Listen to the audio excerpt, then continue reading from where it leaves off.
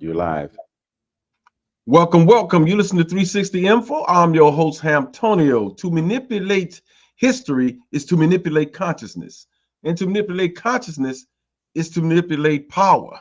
And to manipulate power is to manipulate possibilities. Welcome, welcome to the show. Got a great show for you today.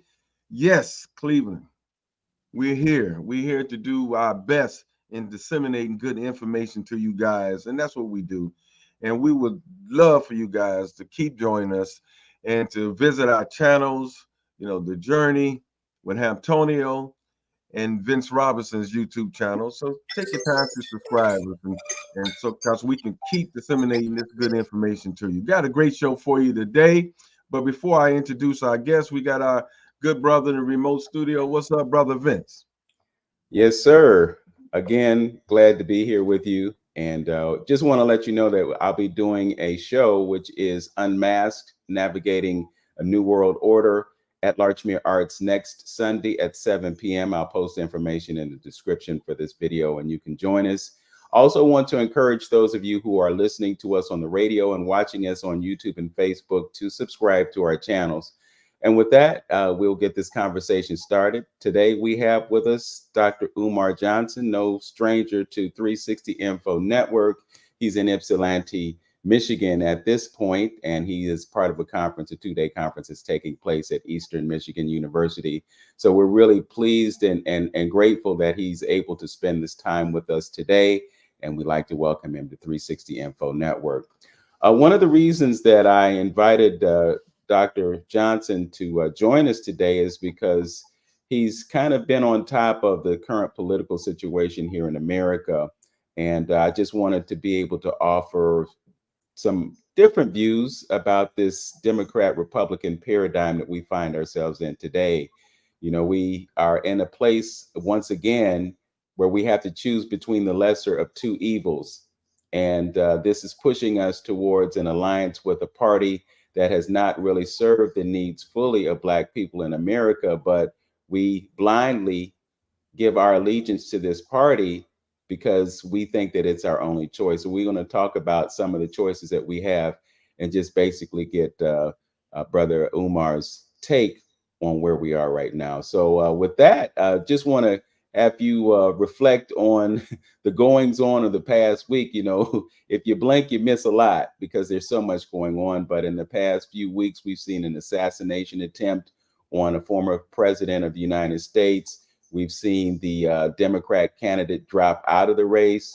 We've seen the vice president elevated to the position of candidate. And as it appears that she has the support that she needs within the party to be declared the candidate for this election in November. So I just wanted to get your take on the current situation and where Black folks find themselves in this paradigm. Yes, sir. And good morning to you, Brother Antonio and Brother Vince. And good morning to our Cleveland African family and our African family across the good state of Ohio. And of course, here, our Michigan family, where I am, as you said, Ypsilanti for Eastern Michigan University's Black Consciousness Conference. And for my Cleveland family, Cleveland is only a 3-hour drive from Ypsilanti, Michigan. So if any of you want to come on out today, feel free to hit the road and come on up. It's a free event. You don't need to register. Just show up. And we will be at Eastern Michigan University in the Honors College from 3 p.m. until 7 p.m. talking Black consciousness, Black politics, and the Black agenda. And that's 3 to 7 today, Saturday, August the 3rd.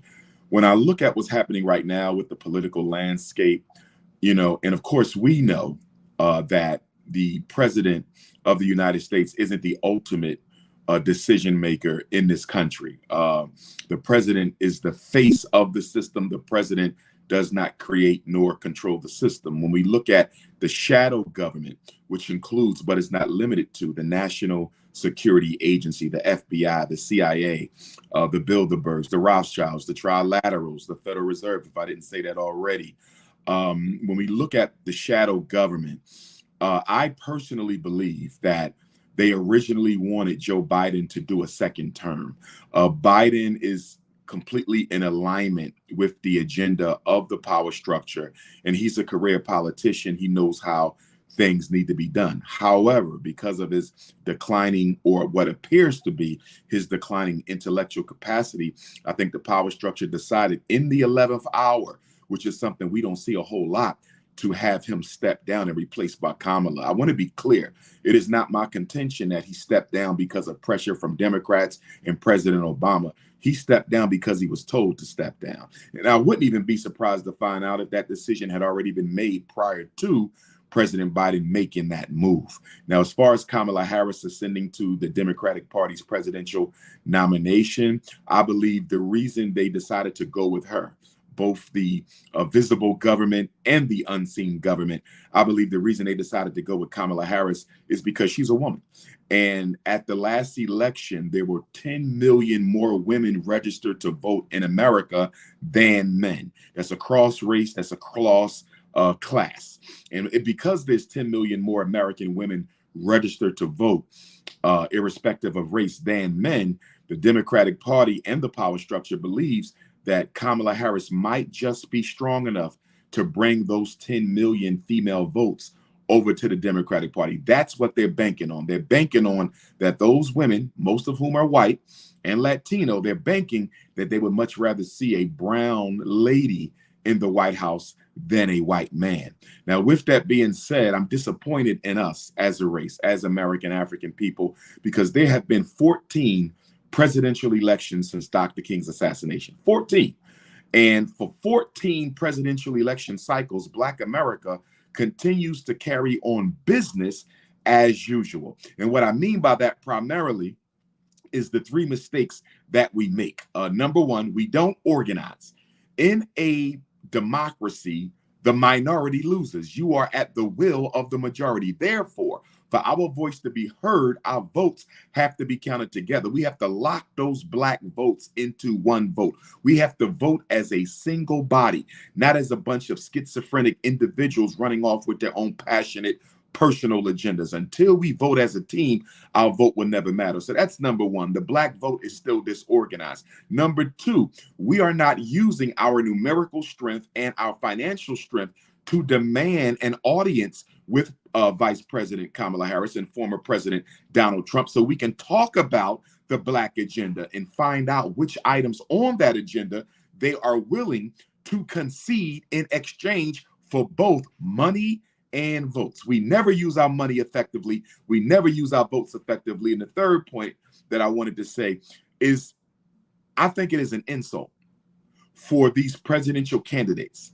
Rather than have a conversation with us, rather than talk about our issues and concerns, they simply bring out Black celebrities to entertain us in exchange for a vote. That is extremely disrespectful. Could you imagine Kamala Harris going to the Chinese community and rolling out a bunch of Chinese rappers in order to get the Chinese vote? Or going to the East Indian community and rolling out a bunch of East Indian rappers to get the East Indian vote? She would never get their vote if she tried to entertain them into voting for her. And that's exactly what she's doing with us and Donald Trump as well, you know, with Amber Rose and Hulk Hogan and so forth. They want to entertain Black people into voting for them. But when they go to other constituent groups, they actually sit down, negotiate, they talk, they debate, and they reason on how their presidency could help that community. With Black folk, there's never any conversation, only entertainment. Well, you know, I find it interesting that every 4 years we come back to the same point, and that is realizing that our presence within the party is taken for granted. And when do we get to a point where we exercise leverage from the massive voting bloc that we provide to the party? President Obama would not have been elected had it not been for the Black vote. In a state like Ohio, which is a Republican state, but you have these high concentrations of Black people in the urban areas, and that high concentration is what delivered the state to Obama back then. When you talk about Kamala, the whole idea that she's Black, she's not Black, all these divisions that we come up with in our race leads us back to the same point. We can't completely give our support to her because of the division that exists within the race. So again, we don't have enough unity within the party to say, hey, if we don't get our needs met, if we don't get our concerns listened to, we're not going to participate in this. And then we have third party candidates such as Marion Williamson and Dr. Cornel West and Robert Kennedy, some of whom are speaking to the issues, but don't have a place in the conversation because they're not invited to the party. I mean, Brother Umar, can you imagine a debate where you have former President 45, you have Kamala Harris, and then you have Robert Kennedy on the same stage talking about the issues or not talking about the issues as they do? What can we do to increase the leverage that we have as a voting bloc within this political system? Get organized. The eternal weakness of the American African people, at least in the post-Dr. King era, has been disorganization. The most honorable Marcus Messiah Garvey said the greatest weapon used against the Negro is disorganization. Stokely Carmichael Kwame Ture said, if you organize a little, you get a little done. If you organize sometimes, you get some things done. But if you don't organize at all, you don't get anything done. You know, back in 1968, a few months before the government executed Dr. King, the Kerner Commission was released by Lyndon Baines Johnson, own presidentially appointed a team of researchers. And that Kerner Commission, which I think every American African should read, get your hands on a copy. There's been a new brief copy of it recently released. I saw it in Barnes & Noble in Wilmington, Delaware last week.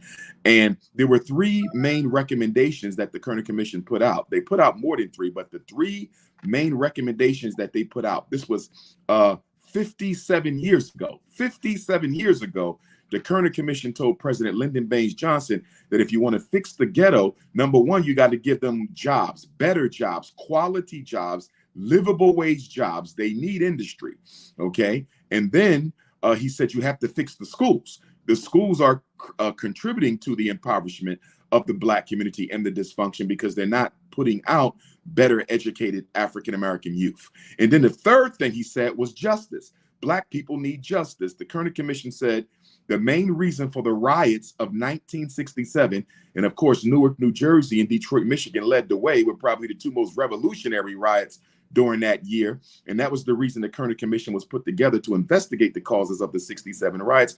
And they said the riots came because of justice. Black people's voices are not heard. The criminal justice system is oppressive. You know, when they're mistreated and disrespected by Caucasians, there's really no due process for African Americans. And so better jobs, better schools, and better justice. Here we are 57 years later. And guess what? Those are still three of the biggest problems we have in the Black community. Mass unemployment. Half the Black men in most urban cities are unemployed or underemployed. The school systems absolutely stink. They're one of the biggest recruiting agencies for the mass incarceration system. And when we talk about criminal justice, I mean, just the fact that 95% of Black people in prison are not there because they were convicted of a crime or that they had committed a crime, but because they simply can't afford decent, legal, adequate representation. Jobs, schools, and justice. When is Vice President Harris and former President Trump going to address those three issues? I'm glad you brought that up. And I also wanted to follow up on the idea that the women's vote is so important right now. 4 years ago, when Hillary Clinton was running against 45, the election was lost. And it was partly because there were white women, despite the fact that they were looking at now a convicted rapist being the president of the United States, and all of the indiscretions that involved members of the opposite sex. There were many white women who did not vote for Hillary Clinton. In your opinion, what has changed that would perhaps sway women voters who weren't willing to vote for a woman to vote for a Black woman? I think here, for me, and I'm still wrestling with my decision on this, or should I say my prediction, will white women go with the brown woman over the white man? They went with the white man over the white woman. Will they again go with the white woman over the brown woman? And it's a tough decision only because you have more women of color in America now than you did then. And so there is a possibility that they might side with Kamala. But if I had to make a call at this moment, I think they would still much rather have Trump. But a good indicator as to who the government really wants in that office is to who does the mainstream media pander.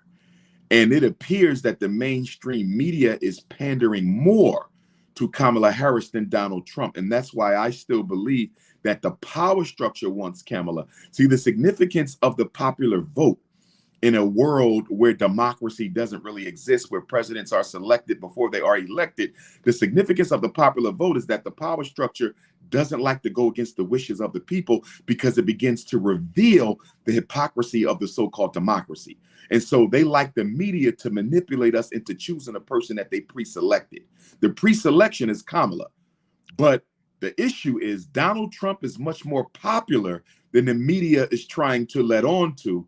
And I'm not sure that Kamala is as popular as they are promoting her to be. It's going to be tough, because with America being increasingly Latino, they might want to lean more to the brown woman than the white man. It's going to be tough, but I still believe that the shadow government's choice is Kamala Harris, although I think most white Americans will line up with Donald Trump. Well, it's interesting. When you look at the election of Barack Obama as president, it seemed as though he just came out of nowhere. I mean, a lot of Americans hadn't heard of him. The difference now is a lot of people have heard of Kamala Harris just based on her track record, but it's kind of a similar scenario. We have a biracial parentage situation. We have questions about the authenticity of citizenship as a result of that.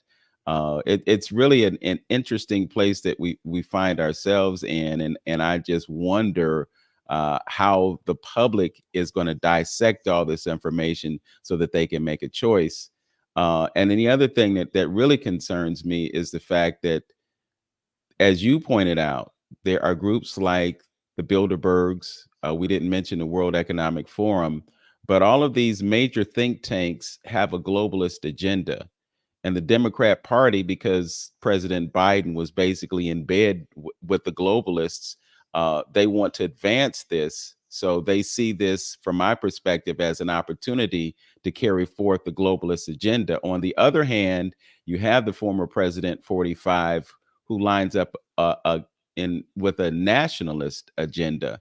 And the agenda of the globalists is to have control. So they put us in this position where we have to choose between a globalist and a nationalist. And because we've been indoctrinated the way we have, we go with the globalist, and then they get their wishes when it comes to the election. It's no secret that the powers that be supply money to both sides of the election. They give money to the Republicans. They give money to the Democrats.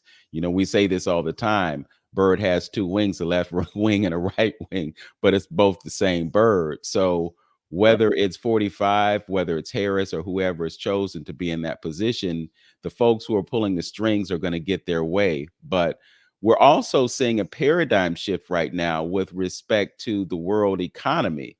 And that is based on the blockchain, based on cryptocurrencies, and based on the central bank digital currencies that the globalists want to enforce, so that they can have complete power and control over the way people spend their money. I know we didn't talk about this before this interview, but I'm just curious about your awareness of the blockchain, decentralized finance, and how that might be a tool of empowerment for people in the diaspora, Africans in the diaspora, and on the continent of Africa. I think it's a gift and a curse. On the one hand, it does give us the opportunity to build economically and to engage in trade with each other, through a medium that is not controlled by the European power structure. At the same time, because of that reason, it opens itself up for scamish type of behavior to take place. It opens up itself for the possibility, of the value of that currency, dropping significantly and exponentially within days.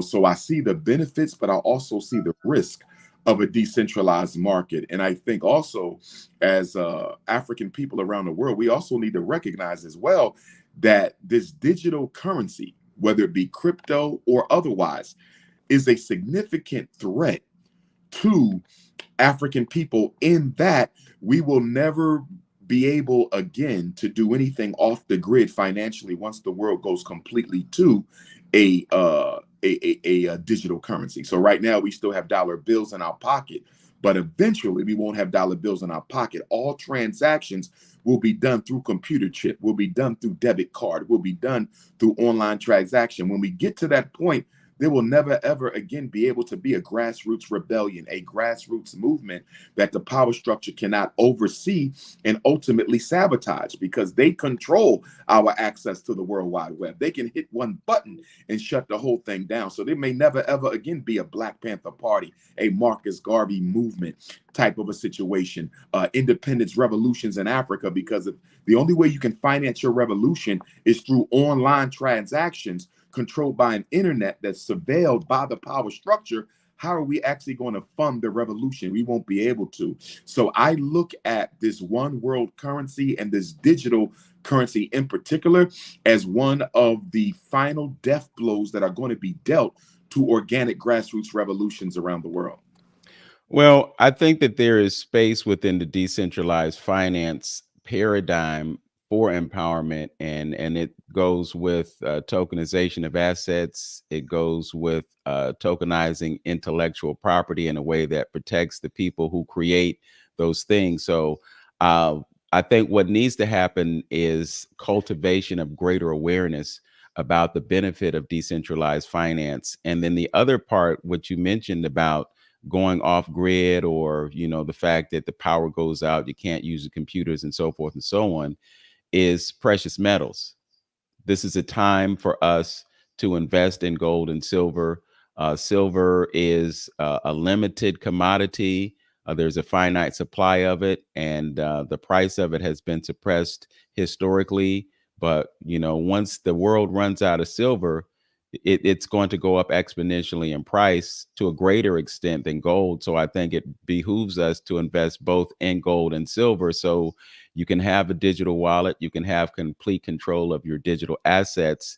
But as you said, when the power goes down, you can't use those, but you will have an alternative. Have you had any conversations with brothers and sisters on the continent who are dealing with decentralized finance and any awareness of the value of precious metals in terms of being able to support our financial needs? I have. In fact, earlier this year, I was in Belgium, Brussels, Belgium, with a good friend of mine, who fellow Pan-Africanist, and he's very much into the crypto, and me and him have been having conversations about this crypto situation.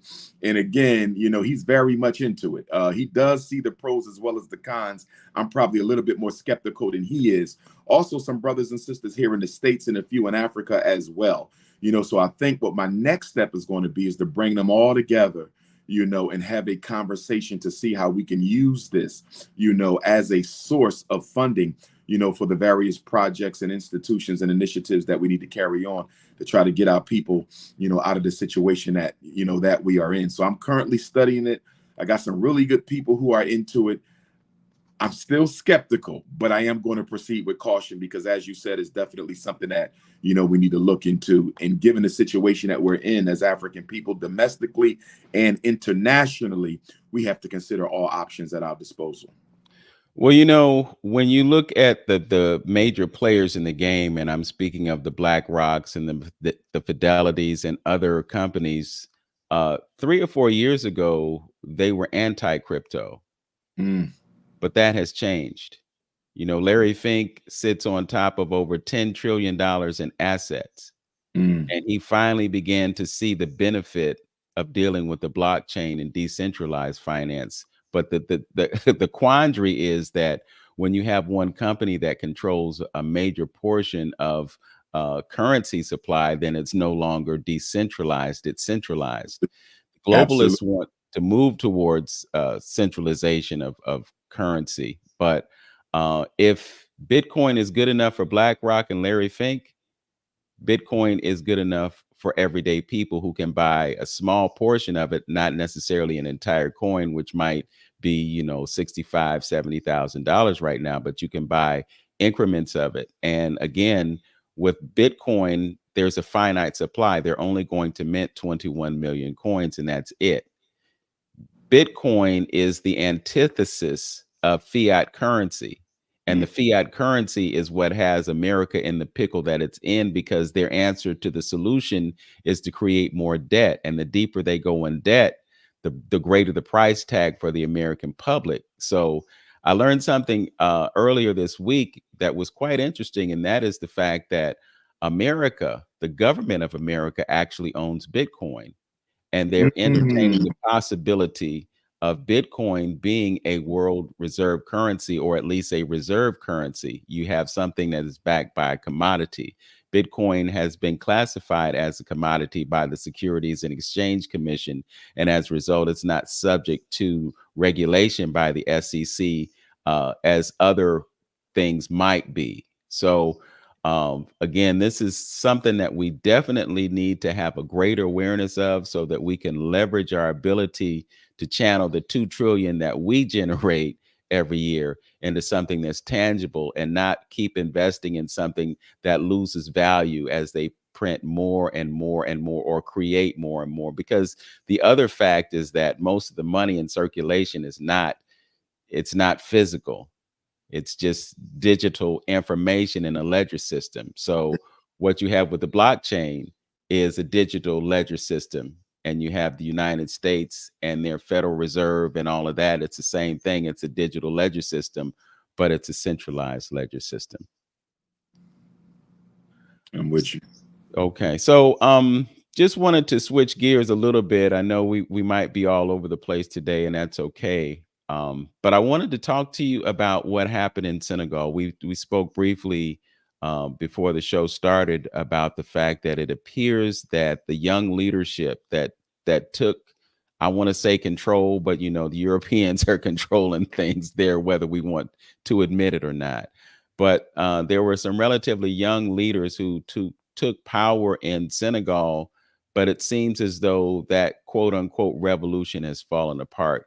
What can you tell us about what you know about what's going on in Senegal right now? And I got a couple of friends over there, and I'm kind of getting mixed information. You know, some people do support, you know, the leadership that appears now, you know, to have foundered. You know, other people believe that it was just reactionary with no, you know, true vision for the community. For me, and I took the same position when the situation happened in the Sahel, you know, several months ago, when Ibrahim Traoré and the other brothers of Mali and Niger came together.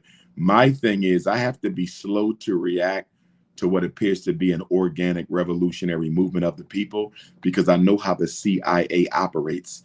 And they love to create the leadership for Black people, whether it's in America, whether it's in Africa. So just like what would happen in Burkina Faso, I had to be slow to decide where I stood, because I had to make sure that the leadership was not just a CIA front that appeared to be revolutionary, that appeared to be a vanguard for the people, but was really an instrument of imperialism. With the Senegalese situation, I'm still not certain. It appeared on the surface that the young leader and what he was trying to do may have initially been for the people, but then there was some signs that this could have been orchestrated from beyond, because African people are so thirsty for for true independence. And I say that in a positive vein. You know, they're hungry, you know, for true liberation, for true democracy.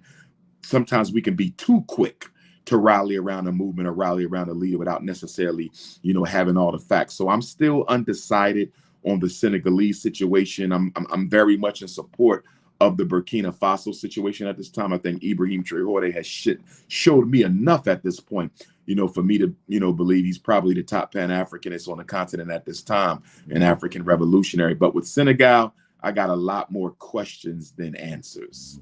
Okay. Let's shift gears and talk about what's going on in Kenya, because once again, we have an African leader who seems to be at the will and the disposal of Europeans, who decided all of a sudden that he wanted to raise taxes, and young folk in that country weren't having it. What do you know about what's happening in that country? I'm not surprised about Kenya. I spoke there, and it's been some time, but I spoke in Kenya several years ago at the University of Kenyatta. And I had a chance to go around the country somewhat and talk to the brothers and sisters on the ground. Very beautiful country and very politically conscious, you know, citizens there. And one of the biggest things they spoke of was the governmental corruption.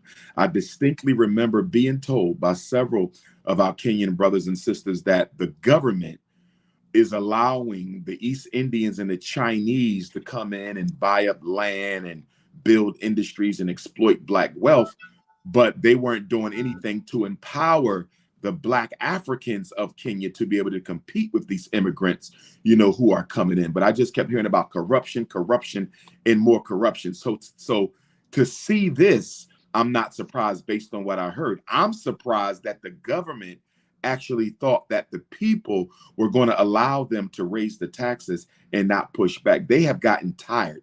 And so, obviously Caucasians, because, Kenya was colonized by the British, they're looking at the situation to see if they can manipulate the grassroots leadership, because their job is to not, initially kill the revolution, but co-opt the revolution. It's always, to their interest to co-opt it. And then if they can't co-opt it, then they'll look at taking out the leader and replacing it with someone that they hand selected. I always remember the words of J. Edgar Hoover when he put out that famous, COINTELPRO statement. And one of the things he said was, if there's going to be another Black Messiah, we will choose him.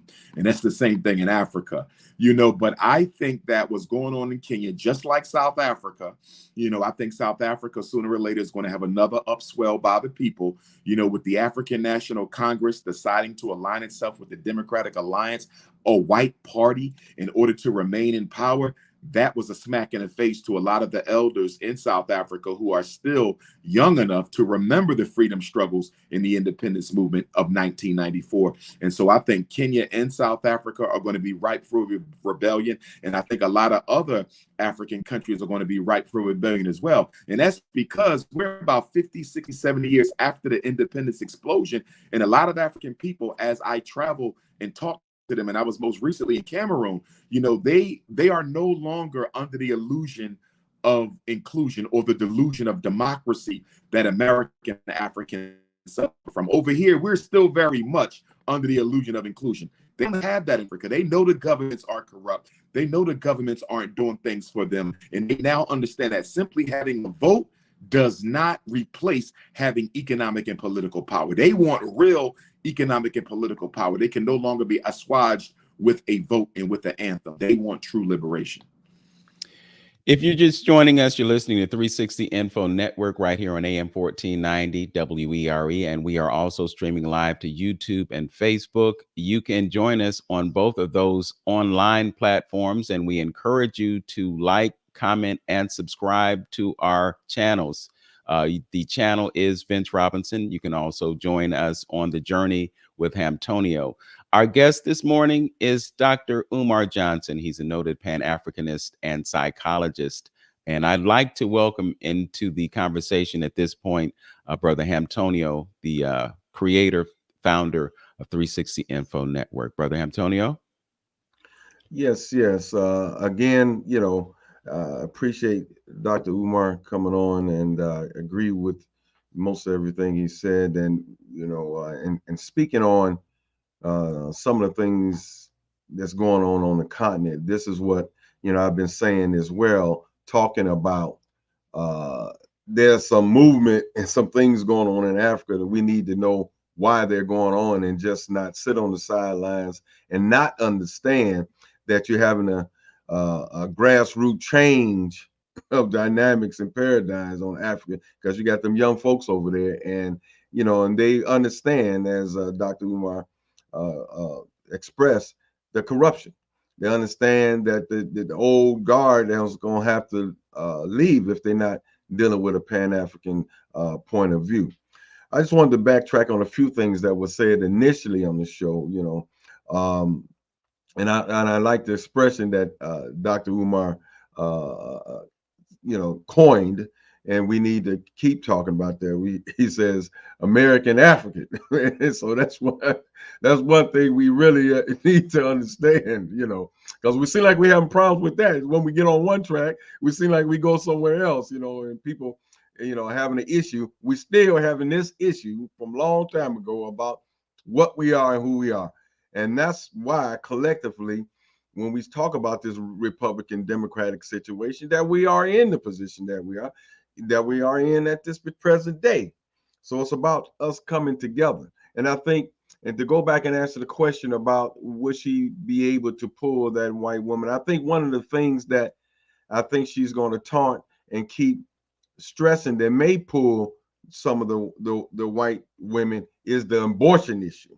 The abortion issue, I think, is one that she has the potential. Let me say it like that: has the potential of pulling that white vote over, and I think they knows that, and I think that's what they're gonna drill home because if you look at the previous midterm type elections and the local stuff in Ohio and all that, that abortion, that rights, and I think a woman is best to relay that message, you know, personally, to get to taking our rights. The government don't decide for us and stuff, and that might be the talking point.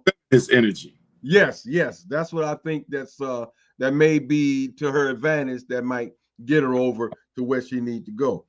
Also, I wanted to say one thing too, as it relates to the schools, and that's why I commend our good brother Johnson for his efforts and working diligently to try to get to schools. Because if you recall on the show, I always talk about how come our top level, our top 10 is not working on the issue of the schools. You know, I don't think we reached the conscious level, seem like, in understanding that you can't let the same people that got you in this problem that we still talking since after King's death and even before and Garvey of dealing with the oppressive system that got you there.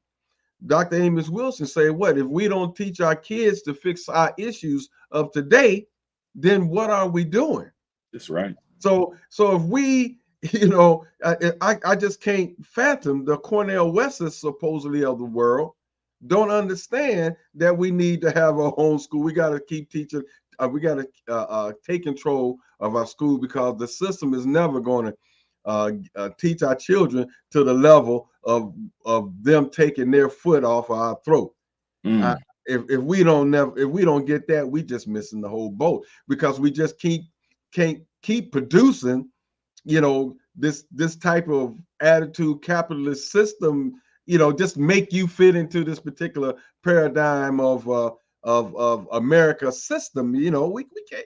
What are you doing? You're just reproducing the same situation. We got to reproduce some babies that understand, for number one, who they are, and understand that this system is not working in our best interest, you know. So we got to fix our problems, whatever that might be. If our problems is entrepreneurship, then our schools should be teaching our babies how to own more businesses, and they need to understand why they need to support those businesses and things like that. So those are the things that, and in wrapping up, talking about the whole politics, you know, and that's why we having these particular discussions, is that is Dr. Umar hit it right on point, you know, and Dr. Claude Anderson.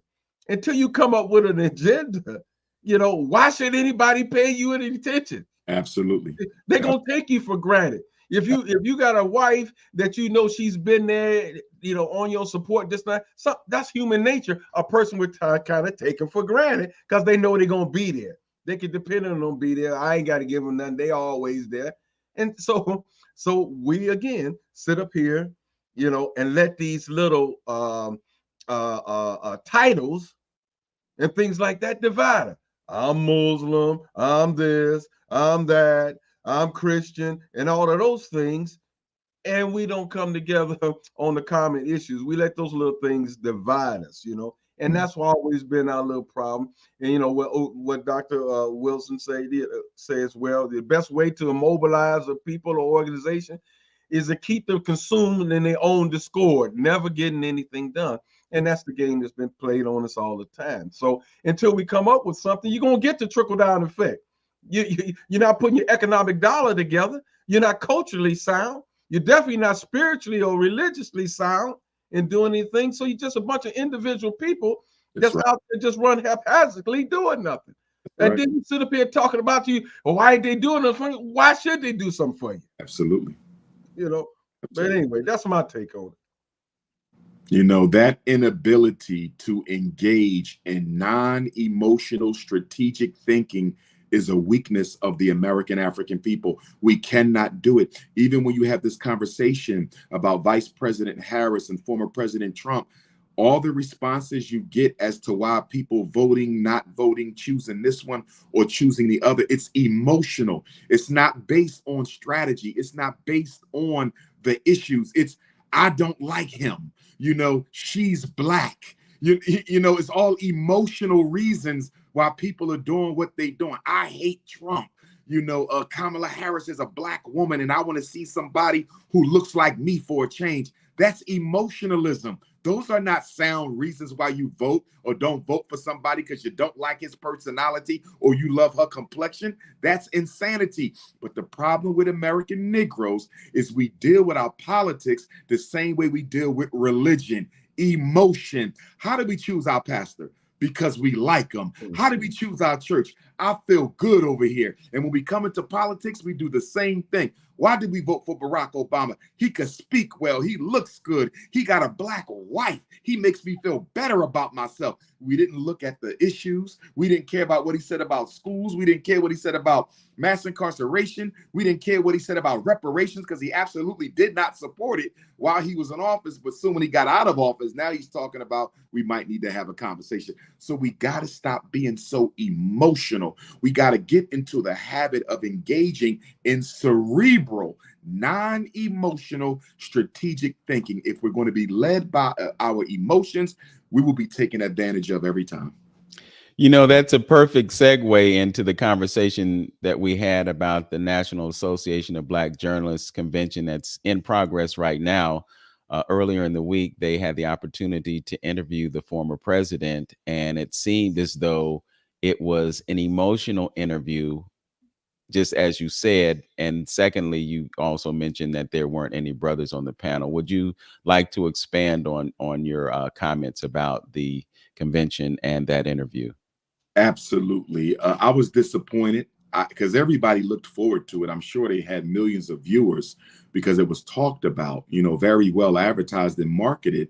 And I would just assume, you know, that there would be a gender balance. There's only 3 people, so obviously there's going to be more of one gender than the other.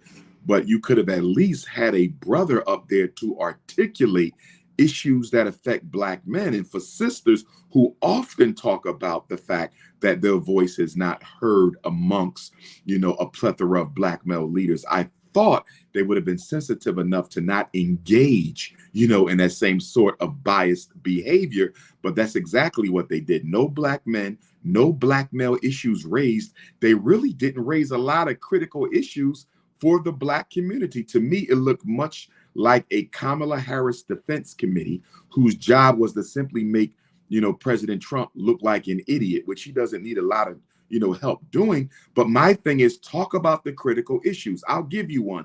Donald Trump kept talking about Black jobs, you know, in his debate with President Biden a few weeks ago. Well, if Donald Trump wants to bring up the fact that Joe Biden is giving Black jobs to the migrants, and he is, given the fact that Donald Trump comes from a corporate background, why don't you ask him about building some industries in the Black community, using his corporate relationships to bring some factories and industries into Black America to give our people some livable wage jobs so they don't have to engage in petty crime on the streets? That would have been a good question for Donald Trump. What industries are you going to bring to Black America? What are you going to do about the school system? What are your plans for criminal justice overhaul? What are you going to do to target gentrification? None of the major issues affecting the American African people were addressed by those 3 sisters. And I respect them and I love them, but I really believe that it was a missed opportunity, once again, wasted on emotionalism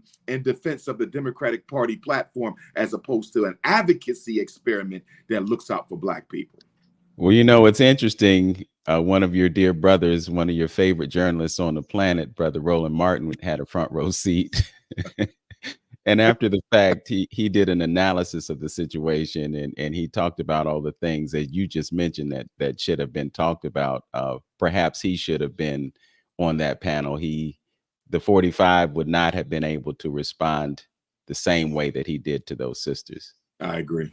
I think The other thing is it's really questionable as to whether or not he should have even been invited to that party, because it's my perspective that much more valuable use could have been made of the moments that they spent with him talking about other things. Absolutely. Let me ask you this. I heard that they originally extended the invitation to Vice President Harris and she declined it. Is there any truth to that? I was told that it should have been Kamala Harris in that seat and not Trump, but she declined the invite. Yeah, I'm not aware of why she declined the invite. I do believe that she was invited, and I can verify this because I'm, in all transparency, I'm a member of the National Association of Black Journalists.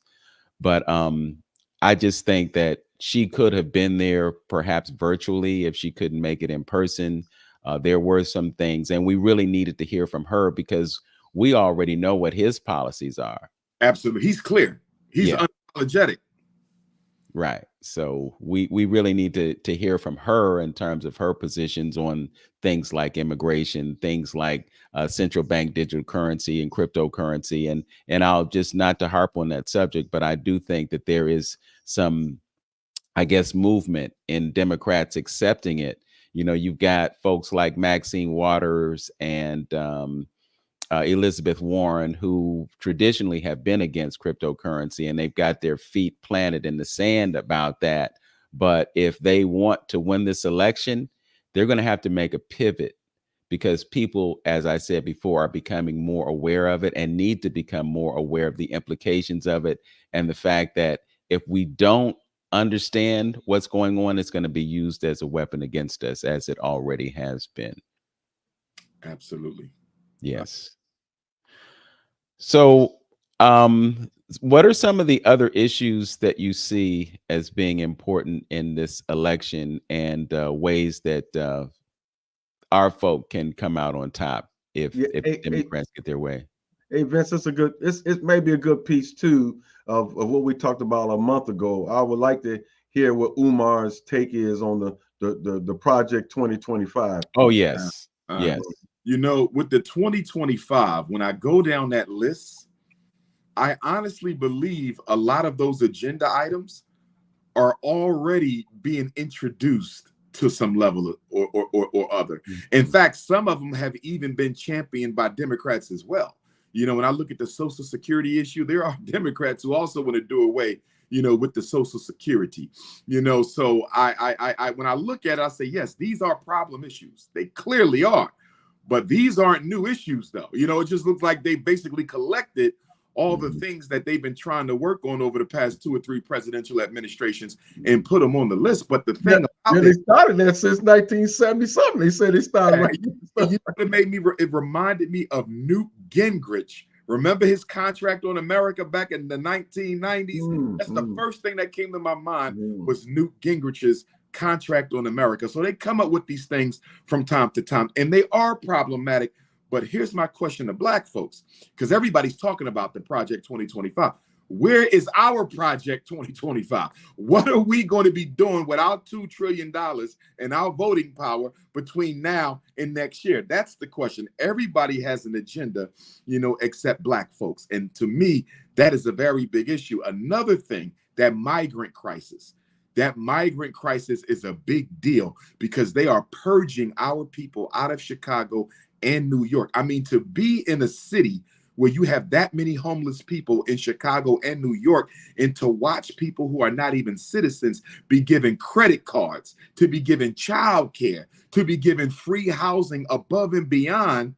Black veterans who actually served in Vietnam, served in the Gulf War, they're on the street begging for food, sleeping under tents. And you got folks who just crossed the border a few weeks ago being put up in 4- and 5-star hotels in Chicago.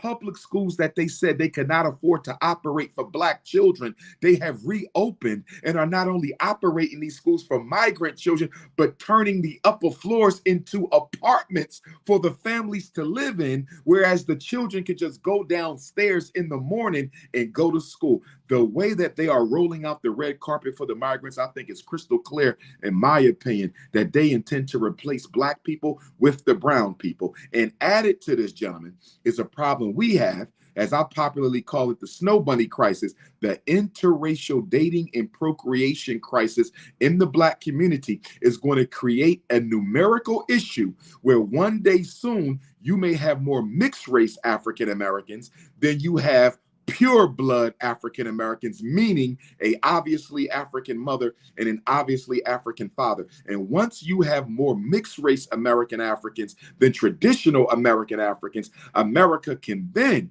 completely ignore the rest of us and make the mixed race African the new standard of African American in this society. When you look at the amount of mixed race children that we have, and I still consider them African if they psychologically identify with us on a full-time basis.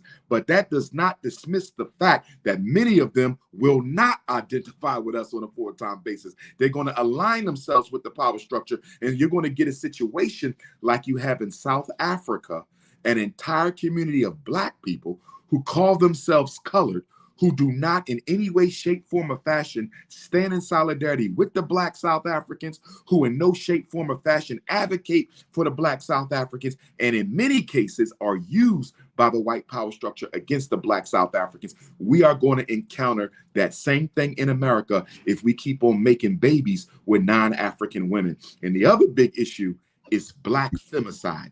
The number of Black women who are dying in the process of giving birth is astronomical.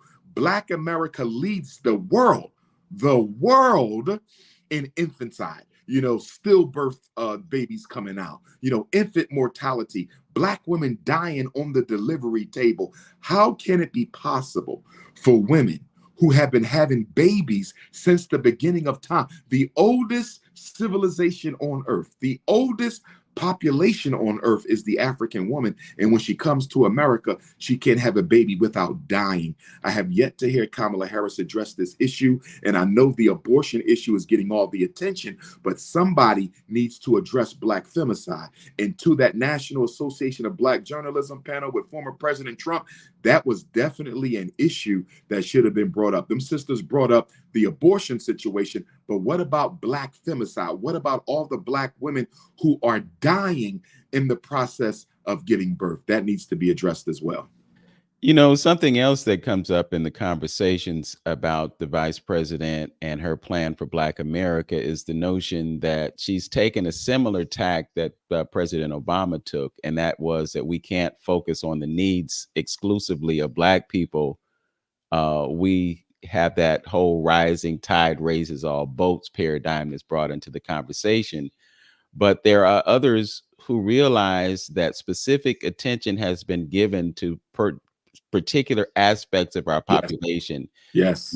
In the past, an anti-Asian crime bill was passed. And then you have the protections that have been provided for the LGBTQ plus community, so forth and so on. But when it comes to us, we're living in this crisis. You just mentioned the Black maternal issue. Why is it that you can't focus on us? And then the other thing, and we're running out of time in terms of our 12 o'clock noon time frame, but this idea of reparations. We never have any substantive conversations about the debt that's owed to Black America, but we can pay the Asians and we can compensate other people. And now we're giving immigrants all this money that's coming out of our pockets. It just seems that we need to have a really substantive conversation about that paradigm and what we can do to shift it. And this goes back to my earlier point that we are still engaging in dysfunctional political behavior.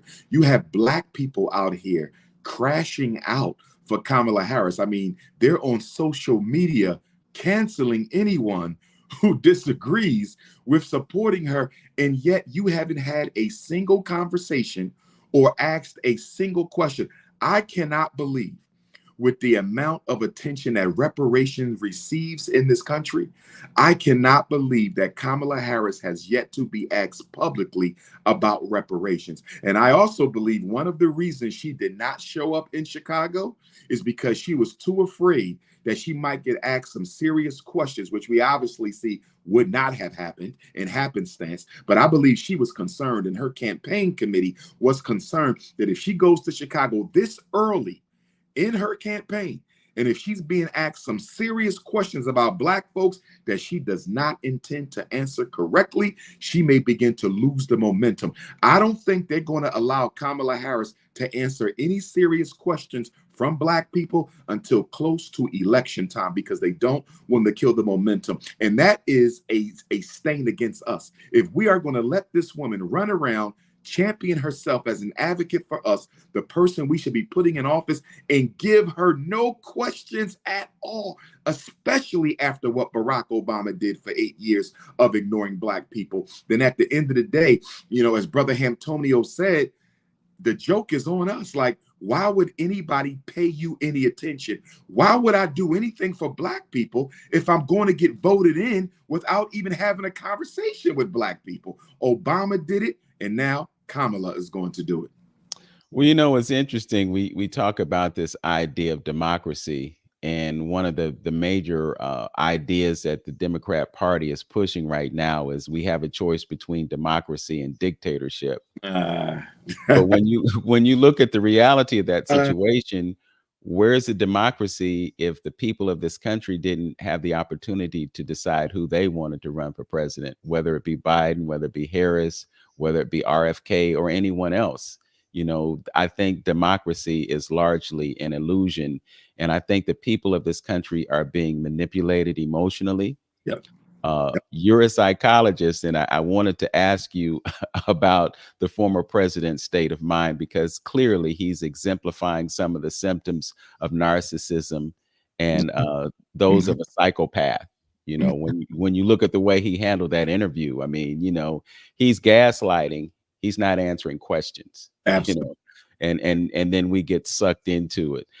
We have just a few moments in the radio broadcast. Brother Hamtonio, I want to give you an opportunity to jump in if there's anything that you want to share before we conclude the radio broadcast. No, just basically, we could keep the conversation. None jumps out on me that we don't have to mention. I'm just enjoying what Brother Umar is talking about at this particular point. So okay, we can segue on it. Mm-hmm. All right, and also wanted to take an opportunity to ask Brother Umar if he has anything that he wants to make the folks aware of, aside from being at Eastern Michigan University today. We have I'd say about 50 seconds left in the broadcast before we make the transition over to Facebook and YouTube as we do.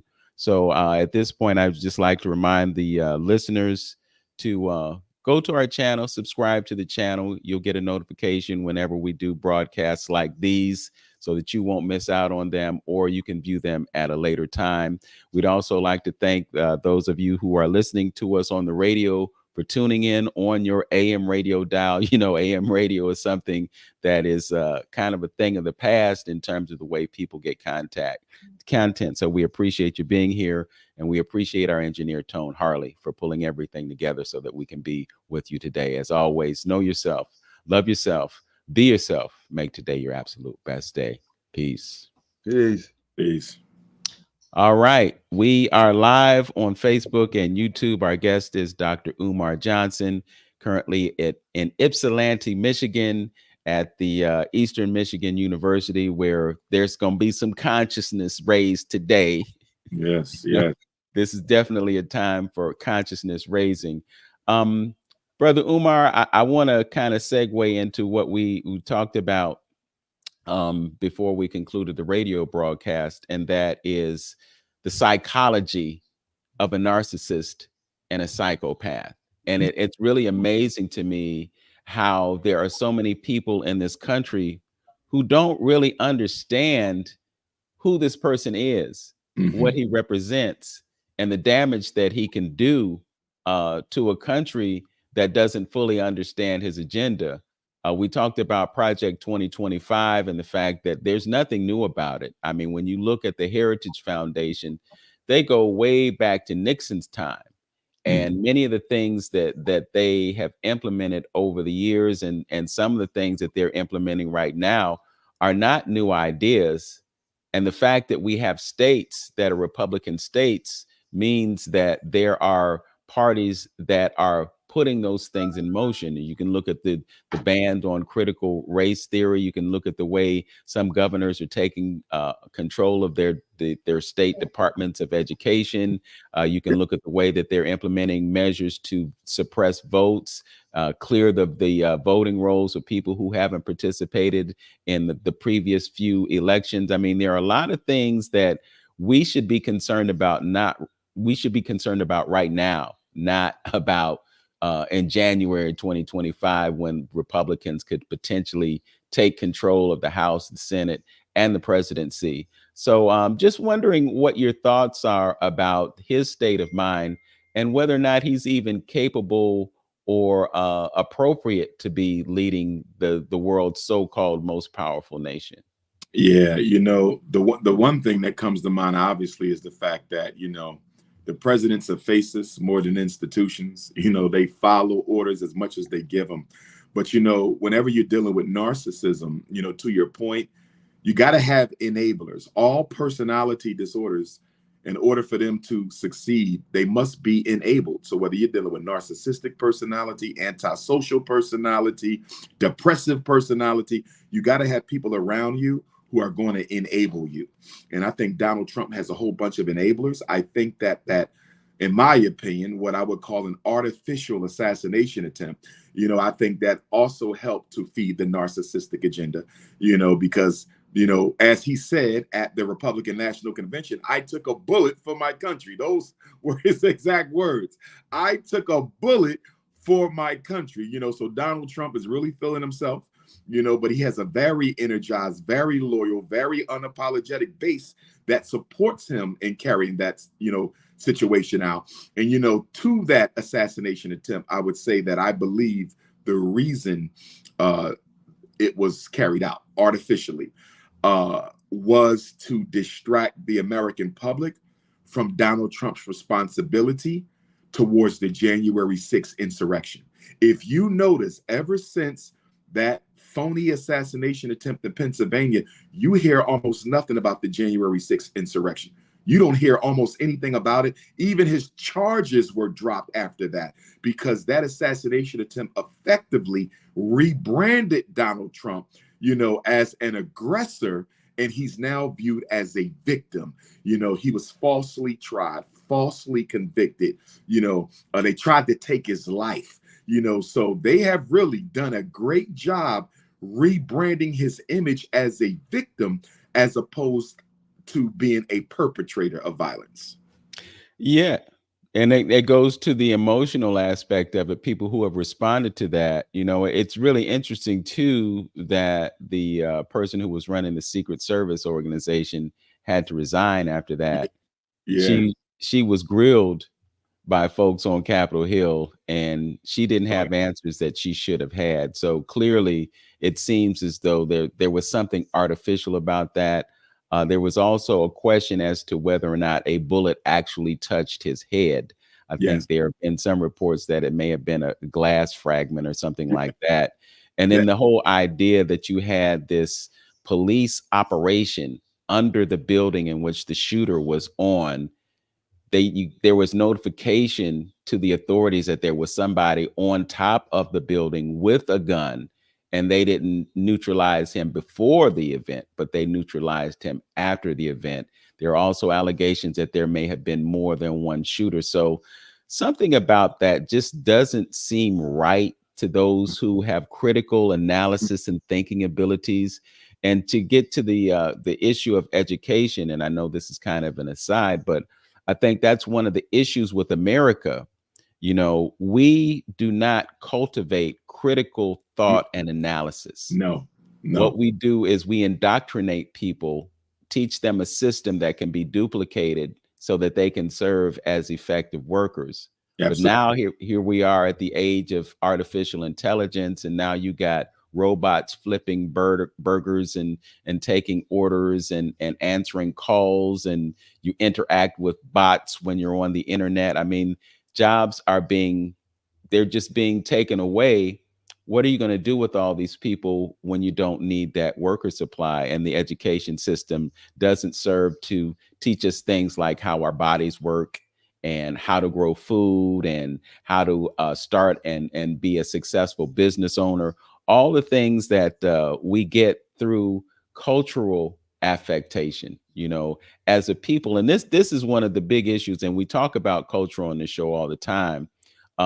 One of the biggest problems that we have as a people is that we're not connected to a culture that allows us to be authentically who we are. Absolutely. We look at the 7 principles. We talk about this all the time. Cooperative economics. Circulate the dollars in your community. Hamtonio talks about this all the time. If there's a shirt, somebody in your community can make the shirt and you can buy the shirt from that person. He gets to feed his family and the money circulates in our community. We don't do that.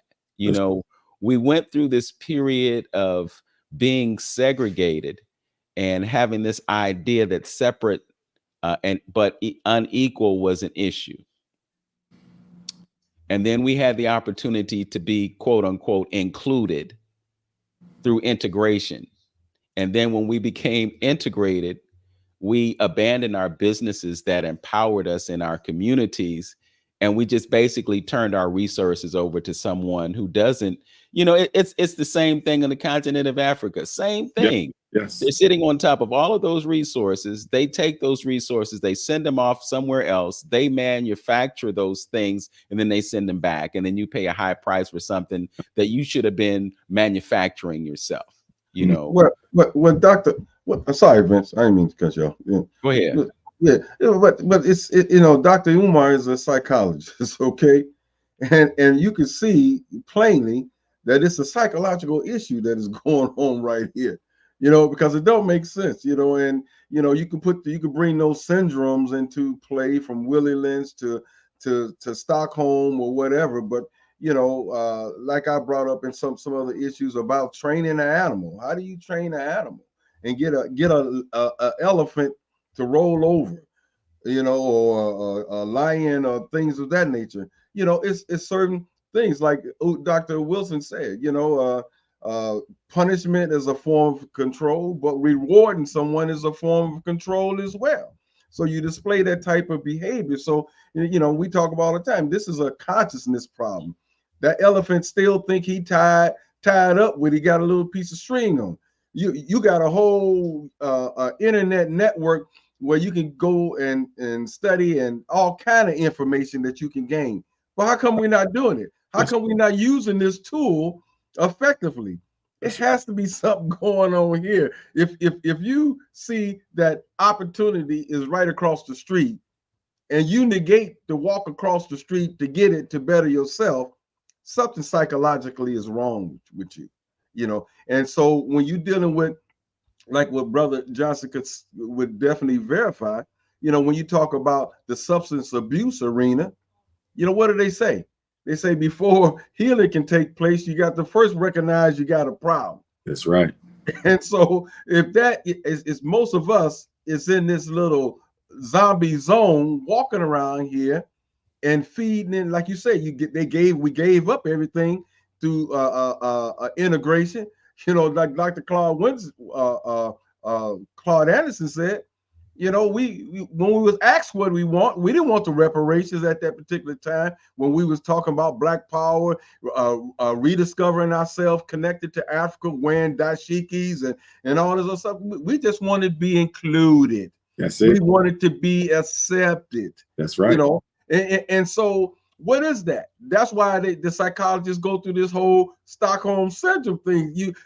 The same people that got you in this problem, that oppress you, you just want to be accepted with and be like them.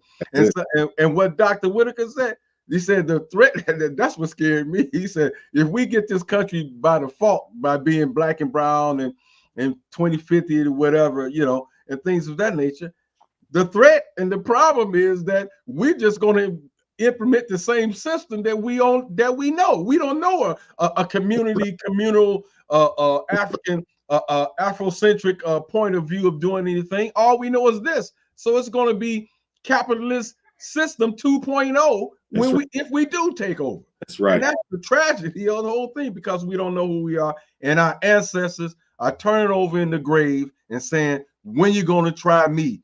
You the oldest people on the planet.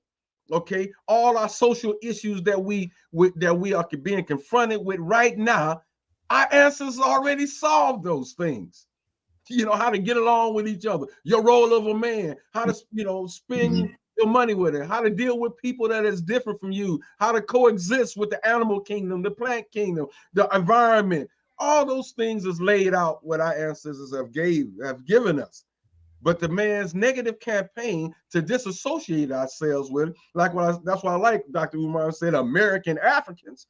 See, we nothing but an African in America, but we disassociate ourselves with us, and so we turn our back to what the old kids of the block. What's the African proverb? It says, "You don't teach the path of the forest to an old gorilla." We've been here. How you gonna teach me some stuff that you the new kids on the block? And look what the new kids on the block, the ecosystem is gone, the ozone system, race relations, everything. Everything is all messed up because these new kids on the block come in, and we follow in that lead. That's crazy. Well said. Well said. And you know, to that point of community reconstruction, because we definitely need a reconstruction. I think two things where we need to start, you know, outside of economics and education, obviously, we need to bring back our councils of elders.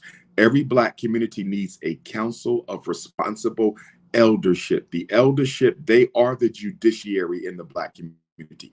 They are the courts in the Black community. They are the legislators in the Black community. For so long, we have not included our elders into the process of community reconstruction and rehabilitation. We definitely need to rebuild councils of elders. I think it would cut down on a lot of the violence. It would cut down on a lot of the conflict. It would cut down on a lot of the domestic abuse, because as it stands right now, good brothers, if you have an issue with another African in your community, financial, romantic, whatever the case is, you either going to engage in street justice or white man justice. There's no other options. I'm either going to take this into my own hands and do something that might get me in trouble, or I'm going to go to the white man. There's no system of justice imposed by the people for the people. We got to bring the elders back. That is extremely important. And the other thing we need is we need a Black community guard. Now, of course, we have a lot of militia organizations. Shout out to all of them. They've done my personal security on many, many occasions. The Huey Newton Gun Club, Fred Hampton Gun Club, New Black Panther Party, you name it. But we need to organize them. They need to come together and organize themselves into a community guard, meaning when Black men and Black women are engaging in crimes against the community, not crimes against the government, crimes against the community, they are picked up by the community guard and taken somewhere and dealt with if necessary. You can only change behavior with consequences and resources. That's it. The only two things people respond to: black, white, red, yellow, brown. Consequences and resources. And as of right now, the Black community just doesn't give out any consequences. We don't give out any rewards for appropriate behavior. We don't give out punishments for inappropriate behavior. And we don't have resources that would motivate people to do what needs to be done, because we have nothing to offer our own.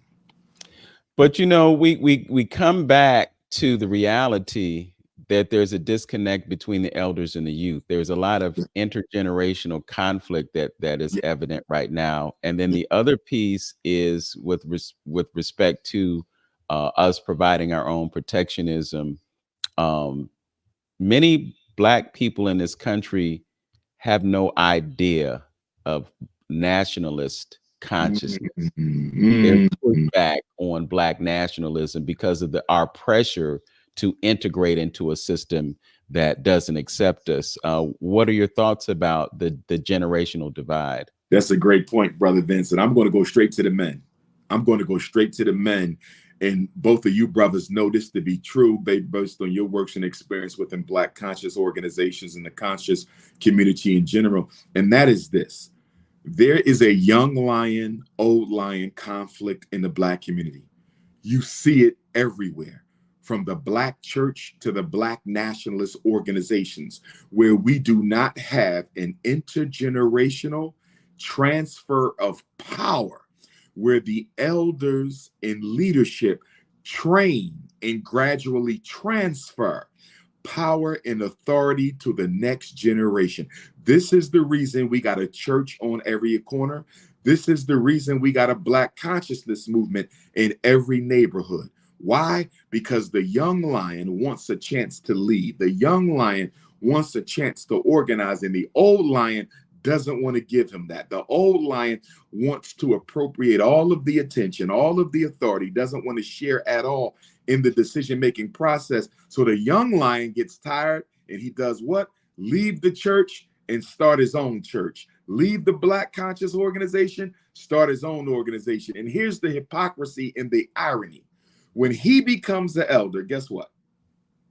He does the exact same thing to the next generation as was done to him. So you didn't even learn from what you went through. You practiced the same narcissism of Black leadership that led you to leave the church, that led you to quit the conscious movement. If you notice, we are the only community in this country where the organizations, the traditional organizations, are dominated by elders, not youth.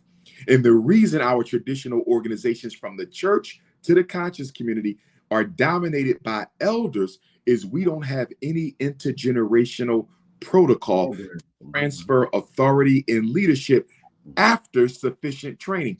If you look at Black nationalism, our great and mighty organizations, very few of them have a protocol to train and transfer leadership to the next generation. Most of them have a leader who sits in the seat until he either joins the ancestors or is too physically inept to continue in that position. Black American leadership has largely been dictatorial, which is interesting, right? Because Black people are saying, I don't want to vote for Donald Trump because he's a dictator. Well, guess what? The culture of Black organizations, I'm talking about the ones we run ourselves, from churches to community, it is also very dictatorial. There's very little democracy in Black conscious organizations, and very much narcissism at the top. If we want to break that down, we're going to have to come to some sort of an agreement between the elders and the youth. To what you said, Brother Vince, that lack of communication, that lack of being on the same page is being exacerbated by the fact that there's no transfer of leadership. Most young people, and I'm dealing with it every day with the young guys in the 20s and 30s. Dr. Umar, I'm in this group. We're not allowed to have a voice. The elders don't let us do anything. We feel like we in preschool. I mean, I love the elders. I love the organization, but I want to do something. And they're basically telling me, we founded the organization and we're going to die running this organization. And that's why I always say, when we're evaluating Black leadership, we really have to study the Black male personalities that we come across to determine, is this brother in leadership for the people, or is he in leadership for himself? And if we take this to the furthest extreme, look at all the Black leaders who were murdered because somebody else wanted their position. Malcolm X murdered because somebody wanted his position. We can go to Africa. Kwame Nkrumah overthrown by his friends. Thomas Sankara assassinated by his stepbrother. That is how thirsty Black men have become. That is how indoctrinated and inoculated we are with European power and hunger for power, that we will kill each other for the right to lead. That narcissistic personality disorder within Black organizations, that lack of intergenerational transfer of power from one generation to the next, that is something that we have not dealt with as Black men. You know, something else is kind of another elephant in the room, and that is the divide between Black men and Black women. Woo! Because it seems as though we're in a pissing contest contest to say who has it worse. You know, we're all in the same boat, you know, Yep. but the sisters have it worse, the brothers, you know, we both have it bad. Both have it And bad. then as a result, we have dysfunctionality in our relationships. And a lot of that has to do with the way we see each other, Mhm. the way we see our roles, the Mhm. misunderstanding that we have about our roles, and just the dysfunction that happens now because these things are being amplified on social media. So you got folks who now they got a phone, they got a camera, they got a mic, and they can just spout off all the dysfunction that's in their head that they want to share with the world. You know, I know this is not a question that you personally can answer, but the question in my mind is what can we do to bring brothers and sisters to get us on the same page and not put us in the situation where we got sisters saying, well, we don't have that many options, so we have to start looking out for other options, and that other option is not the brother that you could be in a relationship with, but you're projecting all this negativity on him because of dysfunction or trauma from your past. And I know you can address that as a psychologist. Yes, sir. That's a very good point. I think, and added to that narrative that's being put out there by some brothers and some sisters, is the family trauma that so many of us have been subjected to. And so, what you're hearing in those narratives is the pain of unaddressed trauma from the family systems that we grew up in. And I think that it's time for us to start having community conversations. Black men and Black women need to start talking with each other as opposed to talking to each other, because all I'm seeing is spiritually traumatized woman attacking spiritually traumatized man, and spiritually traumatized man attacking spiritually traumatized woman. We are not a spiritually healthy people. We haven't been, but we don't know that because we still go to church. We still go to the masjid. We still go to the traditional African temples. And because we participate in the rituals and we participate in the culture, we think we're healthy. Absolutely not. When you look at the divorce rate in the Black community, when you look at the low marriage rate in the Black community, when you look at the fact that Black women are more likely to be murdered by their partner than any other woman, a Black woman is 8 times more likely to be murdered by her partner, who will usually be Black, than any other woman in this country. You got to deal with that. And then you look at the child support and the custody trauma that a lot of Black men have to go through just to see their children. All of this is feeding the population control agenda of the American power structure. And you know what's so sad about this? This back and forth between the brothers and sisters all over the internet, all over social media, where you see Black men telling the world, I don't care about Black women. You see Black women telling the world the Black man is no good. The saddest thing about all of this, our children are watching and they are being indoctrinated by this. And mind you, brothers, this is coming at a time where the American power structure is trying to indoctrinate our children into the notion that the only way you can be happy romantically is to date someone of the same gender or date someone of another race. If you look at the commercials, if you look at the movies, if you look at all the miniseries, if you look at the sitcoms, if you look at all the newspapers, every time you see a Black person, at least 80% of the time, they're with somebody of the same gender or somebody of another race. There is definitely a campaign to eliminate the idea of Black on Black heterosexual love, and we're feeding right into it. I mean, oh, you're muted. Sorry about that. Just the whole idea of this multicultural piece that they're pushing on us. You know, I remember seeing that Cheerios commercial with the biracial child, you know, and it just seems that they keep repeating that. But the thing that we have to consider right now is that we are at war. You know, people are talking about World War III. World War it's been in progress. You know, the bombs and the missiles, that's just an affectation that people focus on. But the real war is the war against us and this whole depopulation agenda. And again, something we talk about all the time. we're under attack by microwave radiation. We're under attack by chemicals that are falling from the sky from planes that are depleting minerals in the soil. We're under attack by the information that we're fed on a continuous basis. I mean, if you see somebody walking down the street without looking at their phones, you're looking at a rarity. Yes. Because we have this compelling need to be plugged in all the time. And we're getting all this information. We're getting way too much information. And at a point, there has to be a time when we just disconnect and take some time to appreciate the beauty that surrounds us.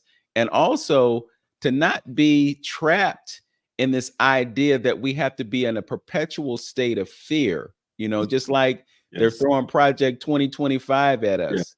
Part of the reason for that is they want us to be fearful about what they could do to us when they're already doing it to us. So the real question is, what are we going to do about what is being done to us? What can we do to change the paradigm? I think it's really important for us to consider that. That's a great point, Brother Vince. And to that point, I'm going to say this. The reason why Black America must be inoculated with fear, especially around campaign season, is because we have no other reason to vote. Think about that for a minute. There's nothing on the table that specifically relates to our conditions and our concerns. So how do you get people to vote who you ain't doing nothing for, ain't discussing nothing about, and don't plan to include? You must inoculate them with fear. Most Black people who will vote on November the 5th are voting not because they have the right, not because of the ancestor struggle, because I am afraid of what will happen if the other person wins. And that goes on both sides, because you got Black folks for Trump, you got Black folks for Kamala, and both of them are motivated by fear. And they can't be motivated by nothing else because neither candidate has said anything else as it relates to the Black community. I'm just really struggling, Brother Umar, to understand why a Black person would think that it was in their interest to vote for the former president. Ooh, it's the economics. What I keep hearing when I talk to Black men, they keep talking about the platinum plan that President Trump introduced, former President Trump introduced when he was running for re-election the last cycle against President Biden. You know, he had that platinum plan. He said, I was going to put so much money into Black businesses. I'm going to put so much money into entrepreneurship. I'm going to put so much money into youth financial literacy. And he called it the platinum plan. And you know us, we addicted to material. I'm going to be honest with you. I was offended by the fact he called it the platinum plan, because he wouldn't have called it that for any other group. Why is it the platinum plan for Black folks? He's speaking to that conspicuous consumption energy. He's speaking to that materialistic addiction that Black people have, a platinum plan, you know? And so to me, that was an insult. And so a lot of Black men, they're looking at the fact that they've been so economically disenfranchised for so long. And Donald Trump is the only presidential candidate who has ever spoken directly to Black men about their economic crisis. Obama didn't do it. Trump didn't do it. The Bushes didn't do it. Clinton, Reagan, none of them did it. Nixon, Ford, Carter, none of them did it. So Black men are saying, listen, Dr. Umar, I hear what you're saying, but guess what? Donald Trump ain't said a word about Black men in economics. Kamala Harris ain't said a word about Black men in economics. Donald Trump might be the Antichrist, as they call him. But guess what? If he's going to give me a better job, if he's going to give me an opportunity to build my own business, I got to go with it. You know, I'm thinking about what happened with the board of Tennessee State University. It was determined that over $1 billion, I think it was maybe close to $2 billion, was owed that institution over a period of 30 years, funds that they did not get from the federal government. And then the state legislature voted to remove the board and start with something else. But then we have these ideas that the federal government has done so much for HBCUs. It's coming from both sides of the fence. But the reality is that the institutional racism and the discrimination exists within that paradigm. And the bottom line is that we're being lied to. We're being lied to. And I'm going to tell you this. I went to Millersville University in Lancaster County, Pennsylvania. Millersville has 14 state institutions. The one black one is Cheney State University, which is the first institution of higher education in America. Lincoln University, right up the road, is the first degree granting institution of higher education. And I believe Wilberforce in Ohio is the first of those to be actually afforded the title university. But Cheney was the first institution of higher learning in the country for our people. And I saw how my college, Millersville, received all kind of grants, all kind of funding. Millersville got so much money that they was building stuff that didn't need to be built because they just needed to spend the money. I mean, they would build dorms, tear them down in 5 years, build more dorms, build a new student center, tear it down in 10 years, build a new student center. I promise you, when I go back for homecoming, the campus is going to look completely different. They've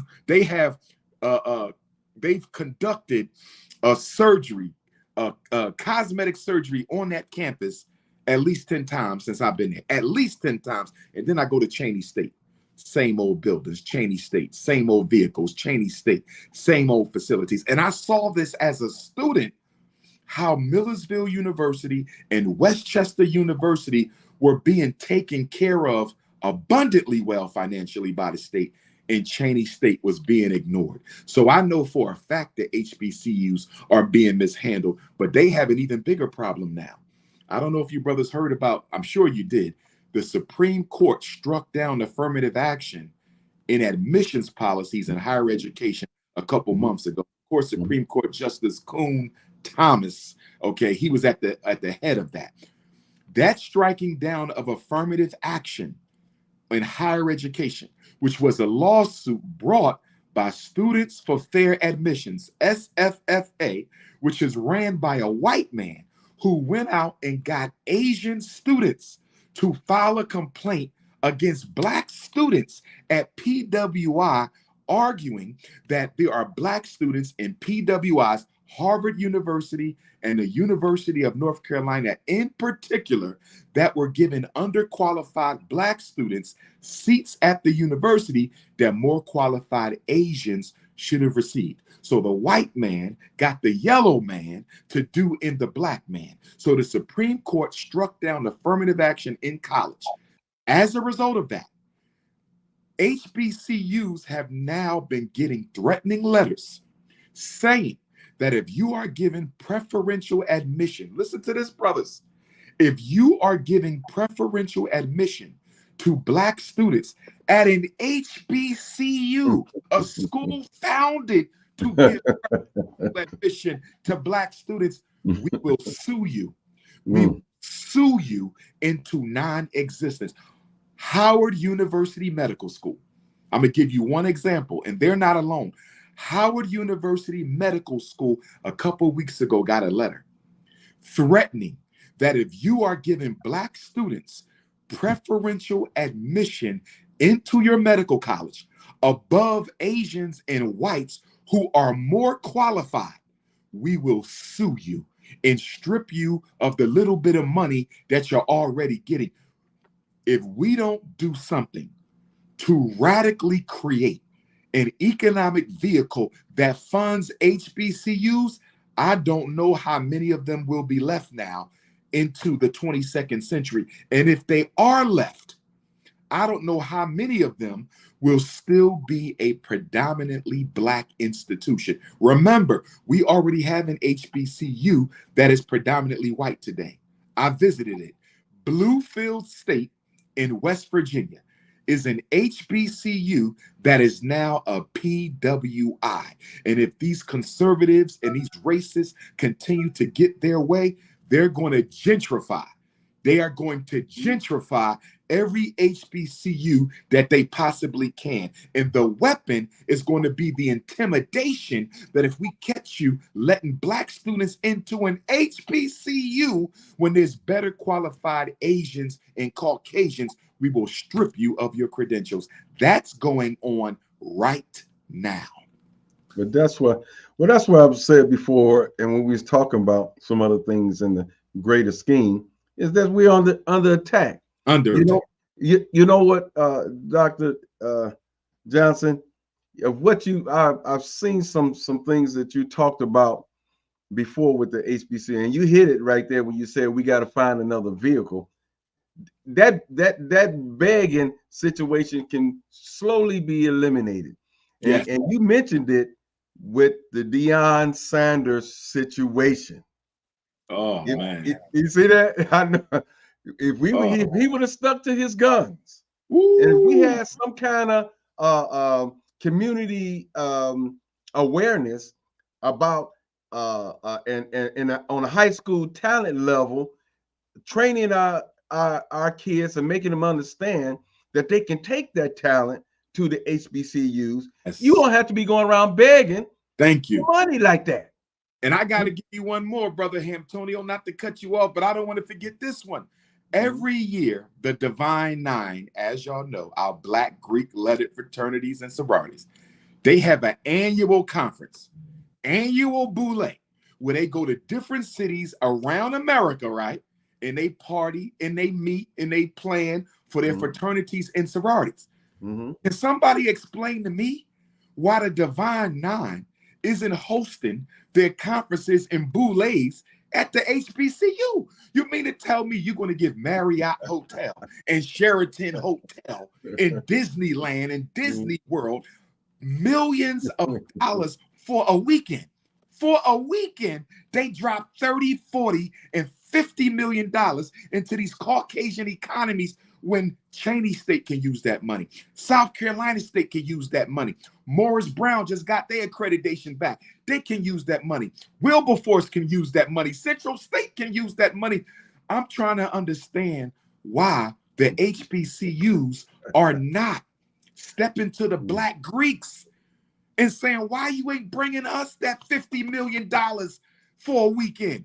It might not be as pretty as the Marriott. It might not be as pretty as the Sheraton, but we got dormitories. We got the cafeteria. We got all the meeting space. In my opinion, one of the biggest untapped resources of financial strength for the HBCU is their very own HBCU alumni in these Black Greek-lettered fraternities. Don't leave out our Mason brothers now. We all can do better. I mean, we have these, and what you said, I've been talking for a whole bunch of years, because we don't have nowhere to facilitate these people. I mean, we have some places, but they still want to go to places that, they have that, that glitter and gold that they want to drop all that money. I mean, you can see it here locally. We take all our, the Deltas would go here, they would go there, and drop all them dollars. That's why I always stressed the avenue of having our own places to facilitate our stuff. We got, like you say, it might not be the best right now, but guess what? You keep participating, you keep dropping the dime on it. It will be. What you can do, people can go to the bank, and when you have these contracts are saying that they hosting this conference, they're hosting that conference, you could go to the bank and take that letter of intent and use it for collateral for money, because they see that you got a stream of events coming up and you want to make your building larger or things of that nature. You got commitments on the book that all these functions are taking place in your facility, so you can use that as leverage and collateral to help boost up, to get your building together to that particular standard. But you got to have the right mindset on why you're doing it. What the purpose is. Like I said, we're not raising that type of individual no more that would pass 10 stores to drop his money with the right one he needs to be participating and paying $1 more. See, that's a certain kind of mindset that an individual needs to have in order to understand that. But like we talked about earlier, we want to be accepted, we want to be included. That's our value system. And again, I got to quote my boy again, Dr. Wilson. Change your value system. The man loses his power over you because he's dangling that stuff in front of you. You got to have this glitter and go. You got to have that. If you say I don't even want that mess more, now he got to find out how he going to keep you in control right now, because you saying I don't even need that stuff. And now he got to treat you and work with you totally different. Well, I think we're looking at the illusion of freedom in our country, because we have people like Bob Johnson, like Oprah Winfrey, like Michael Jordan, who are billionaires. And then we buy into the Horatio Alger idea that, you know, you can go from nothing to something. And Right. it's that carrot that's being dangled, when the reality is people in this country are enslaved through the financial and economic system. Yes. Think about Yeah. this. You have a small number of people who control the wealth of the planet. And if they just broke off a fraction of their massive holdings and shared it with people, Mm. The whole everybody could world. have a house, everybody Mm. could have a car, everybody could have a decent education. The All whole world. needs would be met. The whole world. But they have such tight control over it. And then the inequity of the system. Why is it that the people who have the most get taxed the least, and the people who have the least get Yes. taxed the most? Woo. There's just something. So we live under this illusion that we live in a free country. That's right. That's a good one. But it's just it's an illusion, you know. That's right. And the plans that they have for us now is that they want to limit us even more. Yes. So Yeah. when you look at these ideas like 15-minute cities, how impractical is that? Mm. If I want to buy an organic avocado, I have to drive to a suburb all the way across town just to get an Wow. avocado. I can't just drive to the market that's within walking distance from my house, because this market located in a Black community does not provide fresh produce. Mm. And then the produce that they have there is not organic, it's compromised, it's coated with apeel, which Bill Gates is responsible for, allegedly. Mm. So even if I were to go to the store, I can't get something that's going to be suitable for me. But Wow. then they want to tell you that, oh, yes, well, we're planning these 15-minute cities and everything that you need will be within 15 minutes of your house. So you can walk, you can ride a bike, or you can take a driverless car. Not going to happen anytime soon here.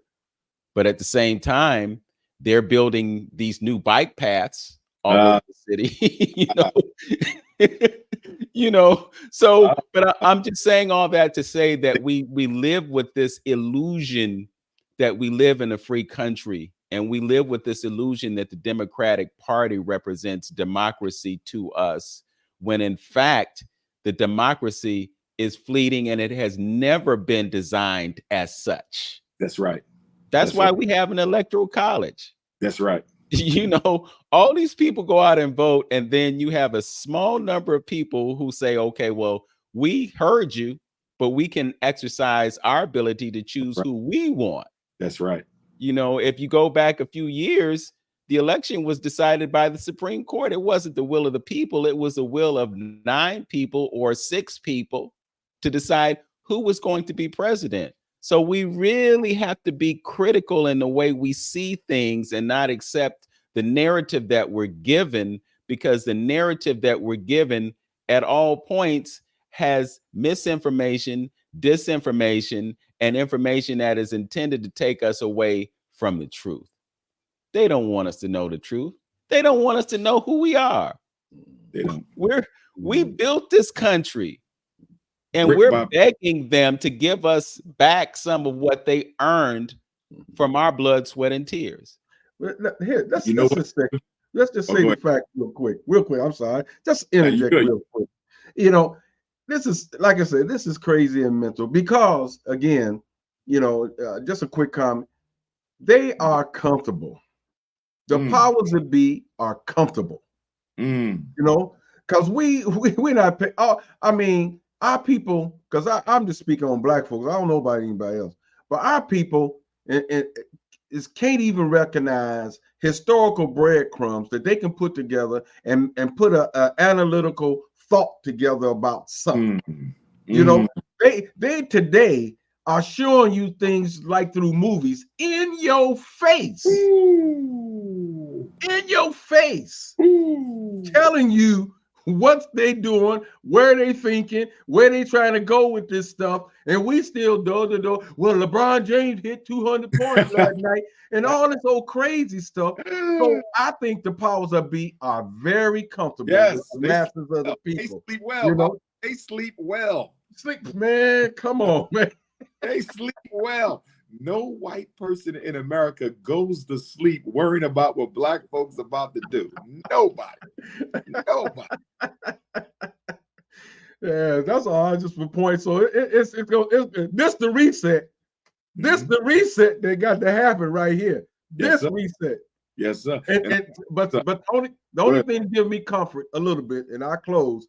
The only thing that gives me the willpower to keep trying and to do something is knowing historically it's never been the masses of the people. Yes. It's been always been a small group who made the decision for the masses. Because if we waiting for the masses, you can forget it. It ain't gonna happen. I got to go back to what my father used to say. It's gonna take an act from God to take the blindness off of black folks. And I'm surely believing that, because we ain't gonna do it as a group, as a mass on our own. So that's why I'm encouraging our conscious brothers to put some tangible together, like Brother Johnson is doing. Something that we can put our hands on and touch. We don't read some books now. Now they'll put some tangibles together with that, so to show our people what to do, how to do it. And that's what we need. That was well said. You know what, brothers, as we reflect back on these 248 years since the Declaration of Independence, which actually they started signing it yesterday, August the 2nd, even though the declaration was July 4th. They approved it July 2nd. It was actually enacted July 4th, and then they read it on July 8th. But many of the signers weren't there at the time, so they didn't really start signing it till August the 2nd of 1776, 248 years ago. But here's what I wanted to say. The reason I'm bringing that up, and of course, 41 of those 56 signers were slave masters, by the way, right? But Kamala Harris said America is not a racist country. But anyway, I'm bringing it up to say this. One of the mistakes we made after slavery as a people that we can still correct now, the Native Americans, they ended up with a piece of America. They got some land. Black people settled for a place in America. We got citizenship. I want to make sure the folks is following me on this. The Native Americans got a piece of America. They got land. American Africans got a place in America. We got citizenship. What the Native Americans did that we should have done, that was make sure America deals with us as a special, unique group of people with its own history. And so that whenever you discuss us or talk with us or pass legislation, you do it for us alone, not with anybody else included. That's why they have a Bureau of Indian Affairs. Indians are dealt with alone. Don't get me wrong. They facing white supremacy too, but at least they get dealt with on their own terms. We get clumped in with people of color.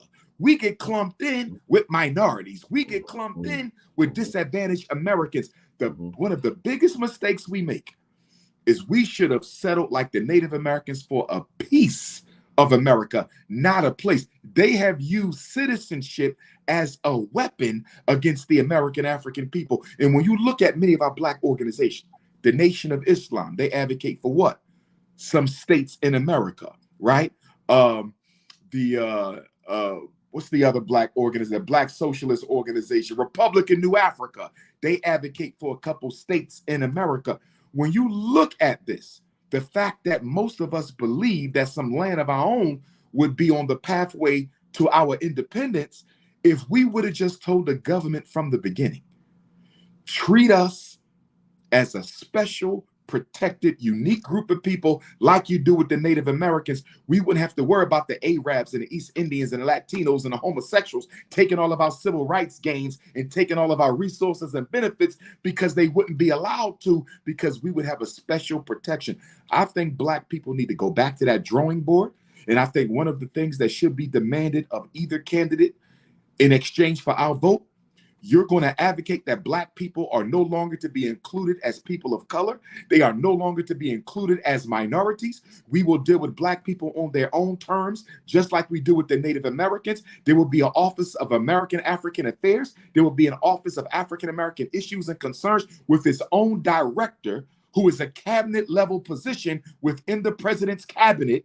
And for going forward, whenever we deal with Black folks, we deal with them by themselves. They're the only ones who were enslaved. They built this country a brick by hypocritical brick. It is not fair. It is not just for us to include them in with immigrants who only been here a few decades. Come on. Yes, absolutely. Well, you know, there's another thing that exists within the paradigm of America called sovereignty. And 99.9% of us have no idea what sovereignty means. Yes, sir. And we don't understand how citizenship can actually be injurious to us because it limits our ability to be free. Absolutely. Absolutely. Yes. So if you know the law, and we're talking about all kinds of law, common law, maritime law, when you know those things, then you understand that there are solutions to problems that can be enacted. No. I'm trying to figure out how much LeBron's contract is going to be. You know what I'm saying? Is he going to get traded? Is he going to play with his son? And you know, that's why I don't want to know nothing about that. Yep. And you know what? To this point, this is why the reparations issue is such a touchy issue, because you have two issues competing with each other. As you just said, Brother Vince, reparations are given to nations. They're not given to citizens. Citizens don't get reparations. Nations get reparations. America gave reparations to the Japanese during the internment camps. They were given reparations as a distinct population within the country. So, if we really want reparations as much as we say we do, are we willing to forego American citizenship in order to benefit from the laws of reparations, in order to benefit from the Geneva Convention, in order to sue America in World Court for crimes against humanity? When you look at the definition of genocide, America is guilty of every single criteria of genocide laid forth in the United Nations. But guess what? We can't charge them with that because we are citizens. And the United Nations is clear. Citizens must seek justice through their own courts. You cannot go to international court for issues that you have as a citizen with your country. So to your point, we are limited through our so-called alleged, yet to be proven American citizenship. In order to get that reparations the way we want it, you may have to forego that American citizenship. But the problem with that, brothers, as you all know, even though you have more rights as a population in exile than you do as a citizen, the migrants have more human rights in America than we have as citizens in America. Now, although we know that, here's the problem. Black people are very insecure about their American citizenship. We are a psychologically homeless people. This is why we cling to that red, white, and blue flag. This is why we celebrate 4th of July. This is why we pledge allegiance. Black people are very insecure and anxious and neurotic about their Americanism. And in my opinion, I'm going to be honest with you, brothers, and you can tell me what you think. In my opinion, if Black people have to choose between being an American citizen and getting reparations, I believe most of us are going to side with the citizenship.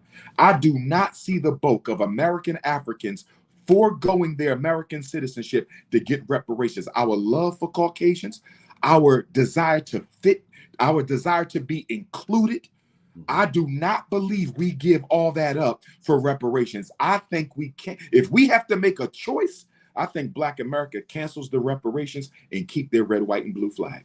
Well, my brother, there are a lot of us who have never been outside of our cities, our states, and the country.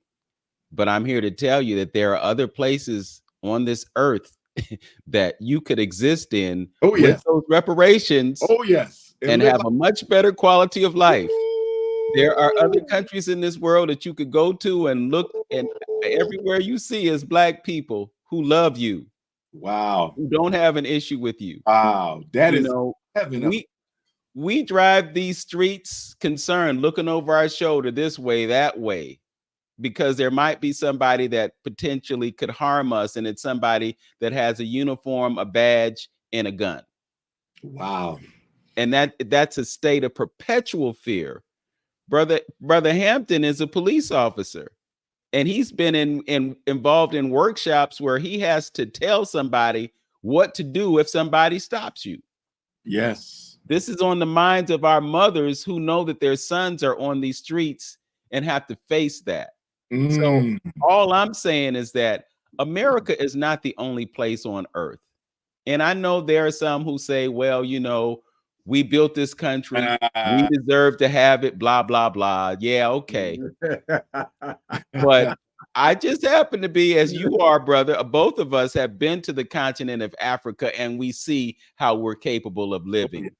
You know, we have an associate, Dr. Whitaker, who has a house on a beach in Camenda.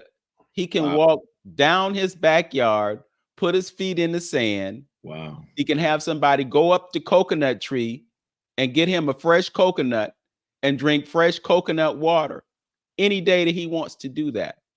We can live like this if we choose to, or we can be stuck in thinking that America is the only place on the planet that we can exist successfully. That's the choice that we have, but it comes with an expansion of our consciousness and our awareness and our knowledge of who we are and what we're capable of.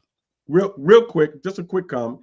What's criminal is this. What you kind of like what you just said, Vince, is, and that's the psychological psychosis that is going on, and that's what we're gonna have to break. Is people like Umar is gonna have to lead the way with that of understanding. Our people think on what we've been fed, on how this system is being ran right now, is the only way to do something. There's no other pedagogy or something that another way. Just like when we talked about the Japanese on how they don't take a test until the 4th grade, they teaching ethics and their culture and this. We think this is the only way to teach. You say you got to go to 4 years, 8 years to study an eyeball in order to get a degree. Who made that law? Who come up with that? That's right. We go on by their standards of understanding everything, and it's criminals for us to think there's no other way to do anything but what's been shown in front of you. And that's the psychological piece. Once you get to say, well, we ain't got to do it like this. We can teach our kids like this. We can run our communities like this. So, and that's why I go back to what our ancestors already laid down. They don't give you the roadmap. We just been indoctrinated not to look that way. And our churches has helped in us turning our way from Africa. Wow. I want to be respectful of time, Brother Umar. We've had you for a couple of hours, and we definitely appreciate you spending this time with us. Before we conclude the broadcast, I just want to give you an opportunity to highlight or to promote anything that you're interested in promoting. And before you do that, I just want to ask everybody that's viewing us online, because we got about 45 folks online right now, do us a huge favor. Like, comment, and subscribe. We've been getting some comments and I've been sharing them with you, but it would do us a great service if you could subscribe to our channels. And that way, when we have illustrious scholars like Dr. Johnson on with us, you'll be able to get a notification. You'll be able to view this content. We really, really appreciate your assistance with that. So with that, Brother Umar. Yes, sir. Thank you for that, Brother Vince. This Tuesday, August the 6th, I'm asking all of my American African brothers and sisters to join me in Bunell, Florida, at the Kim C. Hammond Criminal Justice Center in Bunell, Florida, located at 1769 East Moody Boulevard. 8 a.m. in the morning will be the second sentencing hearing for 18-year-old Brendan Depper. This is the black boy from Palm Coast, Florida, who on the day Malcolm X was assassinated 2 years ago, was arrested after attacking a teacher's aide for taking his video game out of his hand. This 18-year-old brother, who was 17 at the time of the crime, was diagnosed with intermittent explosive disorder, conduct disorder, autism, anxiety disorder, ADHD. He was taking about 5 or 6 serious psychiatric medications. He had an IEP that was not being followed. The IEP, the special ed contract, specifically stated to not take anything out of his hand or you could trigger his post-traumatic stress disorder. Well, the teacher aide didn't listen. She took the game out of his hand. He chased her out the classroom, threw her on the ground, punched her a few times. She's alive and well. She's perfectly fine. We saw her at the first hearing, but she says she doesn't care if he goes to jail and never come out. He can go to jail for 30 years, brothers and sisters. This black boy who was adopted by white parents, he never knew his own biological parents. His white foster parents took him and later adopted him. He's only known white people since he was a kid. They didn't do right by him, and now he can go to jail for 30 years. So I'm asking brothers and sisters around the country, fly on down to Jacksonville, Florida, drive 45 minutes to the Bunnell Courthouse at 1769 Moody Boulevard. We're going to be in there 8 o'clock in the morning so the judge and the prosecutor can see that this black boy, although he's being raised by white people, he has a black community that is behind him. And just to put this into comparative perspective, some of y'all remember the sister named A.J. Owens. Remember the black woman who was shot through the door by the old white woman in front of her kids when she went to reclaim her son's skates or iPad? That white woman is also in jail, and she can do 30 years. So somebody needs to explain to me how a child who punched a teacher's aide, who's alive and well, can go to jail for 30 years, the same amount of time as a white woman who shot and killed a mother in front of her children. That's what we're dealing with in Florida. And the state of Florida adjudicates more black youth as adults than any other state in America. So I've made it my personal business to do all that I can to try to help this brother get justice. The second point is we will be at Nat Turner Land August the 21st. If you've never been to the Nat Turner Land, please come on down with us. Baba Khalifa will be leading the tour in the celebration of the most revolutionary black leader in American history. That'll be in Nat Turner Land, Virginia, known as Druryville, Virginia. And if you want tickets to join us on August the 21st, please go to natturnerlibrary.com. I'm supposed to be in London, England, August the 11th, but the passport office is holding up my passport. I don't know why.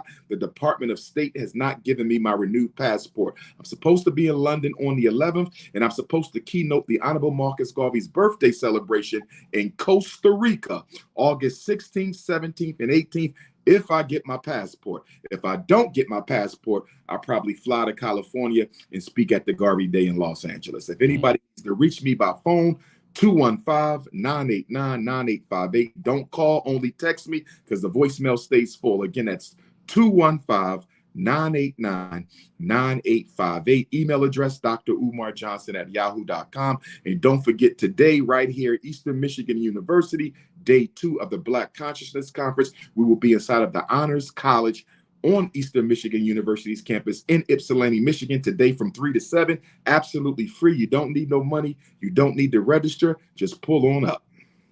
All right. With that, thank you so much for joining us on 360 Info Network. We've had tremendous engagement from the audience. And again, don't forget, like, comment, and subscribe. We really appreciate that. As always, we'd like to thank you for joining us. Know yourself, love yourself, be yourself, and make today your absolute best day. Peace. Peace.